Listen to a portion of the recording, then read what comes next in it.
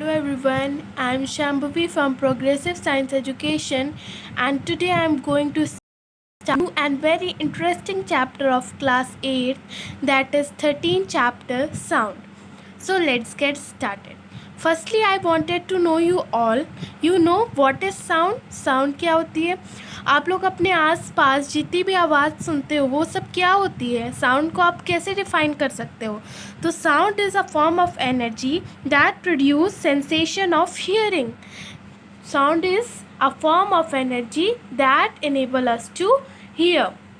It plays us a very important role in our life. अगर आप जानते हो, अगर साउंड नहीं होती तो हम अपनी बातचीत से कैसे समझ पाते, किसी से कैसे बोल पाती है, किसी की बात कैसे समझ पाते. So it play an important role in our life. Every day we come across many types of sound. It can sound of our parents, friends, telephone, television, radio, machines, and many more. Each sound is special to object which produces it.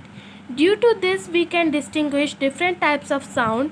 Sound help us to communicate with others, to communicate with us. But have you ever thought, how is sound produced? How do we hear? How does sound reach us? Why some people cannot hear, and why some sounds are louder than others? In this chapter we shall get answer of some such questions. So I wanted to know you all. Firstly, you can understand that what is sound. Sound is a form of energy that help us in sensation of hearing, that enable us to hear.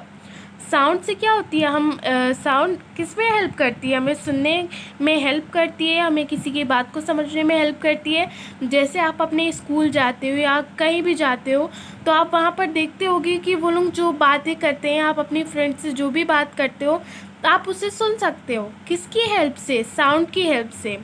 और जैसे जैसे life across मतलब आ रही है, life बढ़ती जा रही है, वैसे हम देख रहे हैं कि अलग अलग तरीके की साउंड्स के बारे में हम लोग देख पा रहे हैं. We can be it can be a warning of danger और simply an enjoyable experience. You know, sound कभी कभी हमें बहुत ही रिलीफ प्रोवाइड करती है, बट कभी कभी ये डेंजर भी होती है. तो यही बात हम इस चैप्टर में पढ़ेंगे कि साउंड एक्चुअली होती क्या है. So let's get start.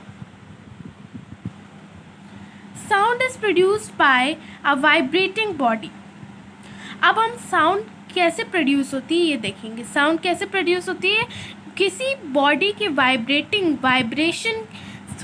Vibration में आने से साउंड प्रोड्यूस होती है. जैसे what happen when you beat a table और अ ड्रम. अगर आप एक टेबल और या ड्रम को बीट करोगे तो उससे क्या होगा? इट प्रोड्यूसेस साउंड, वो साउंड को प्रोड्यूस करेगा. If you touch the table और a drum while producing sound you will feel that it is vibrating. The sound is produced because of vibration of an object. As you take a rubber band, जैसे आप rubber band को stretch करते हो, आप ज़रा से उसे बीच से हिलाते हो तो देखते हो कि वो वाइब्रेट करने लगती है, उससे थोड़ा वाइब्रेटिंग साउंड भी निकलता है. तो बॉडी कैसे वाइब्रेट करती है? वो बॉडी में से साउंड कैसे निकलता है? क्योंकि बॉडी वाइब्रेट करती है. जैसे आपने ड्रम लिया, ड्रम को अगर आप बीट करोगे तो ड्रम क्या, अगर उसे आप टच करके देखोगे तो वो वाइब्रेट होने लगता है, और उसी वाइब्रेटिंग बॉडी से साउंड प्रोड्यूस होती है. In other words, a vibrating object produces sound. This becomes a clear form the following activities. देखिए, अब साउंड जो होती है वो वाइब्रेट करने से प्रोड्यूस होती है. ये हम इस एक्टिविटी के हेल्प से देखेंगे. तो देखिए, to show that a vibrating body produces sound. अब आप देखिए कि कैसे वाइब्रेटिंग बॉडी साउंड को प्रोड्यूस करती है. आप इसके लिए एक थिन प्लास्टिक रूलर लीजिएगा, यानी एक स्केल, एंड रबर स्ट्रिंग, एक रबर स्ट्रिंग लीजिएगा. Procedure: hold down one end of the ruler firmly to the bench. Flick the other end to make a sound. Look at the end of the ruler. What do you observe? Observation: the free end of the ruler vibrates and produces some sound. Does it make any sound when it has stopped vibrating? No, it does not produce any sound. जैसे आप एक scale लीजिए, एक plastic scale लीजिए, एक rubber band लीजिए, आप उसको अगर रबर बैंड से मतलब खींचते हैं, अगर उससे रबर बैंड से स्ट्रेच करते हैं, फिर उसे छोड़ते हैं, तो वो वाइब्रेट करने लगती है। उसी वाइब्रेशन से क्या होता है, साउंड प्रोड्यूस होता है। चलिए अब हम लोग नेक्स्ट एक्टिविटी देखते हैं। To observe that sound is produce due to vibration. अब हम ये कैसे देखेंगे कि साउंड जो होती है वो वाइब्रेशन से प्रोड्यूस होती है। अभी हमने देखा कि बॉडी में वाइब्रेशन कैसे होता है, अब हम देखेंगे कि साउंड कैसे प्रोड्यूस होती है वाइब्रेशन से। Okay, so for this material required a hook on the wall and a rubber string procedure. Tie one end of the rubber string to hook on the wall. Pull the rubber string gently to stretch it slightly and pull the rubber string with your finger from the middle. What do you observe or feel? Allow the string to stop vibrating. Do you hear the sound? Repeat the same experiment by stretching the rubber string more. Do you observe a change in the a quality of sound? Now replace the rubber band by a thin metallic wire and repeat the above step. What do you observe? Observation. The rubber string move up and down and produces a sound. No, the sound is not heard. Yes, the quality of sound changes with the tension in the rubber string. The quality of sound change on replacing the rubber band by metallic wire. जैसे मैंने आपको बताया था कि आप जैसे कोई भी चीज़ लीजिए, जैसे आपने लिया हुक, कोई भी हुक लिया, उसे वॉल से अटैच किया और हमने रबर बैंड को उसी से स्ट्रेच किया। उसके बाद हमने उसे बीच से स्ट्रेच करके देखा, बीच से टच करके हिला के देखा, तो हमने देखा कि वो वाइब्रेट कर रहा है।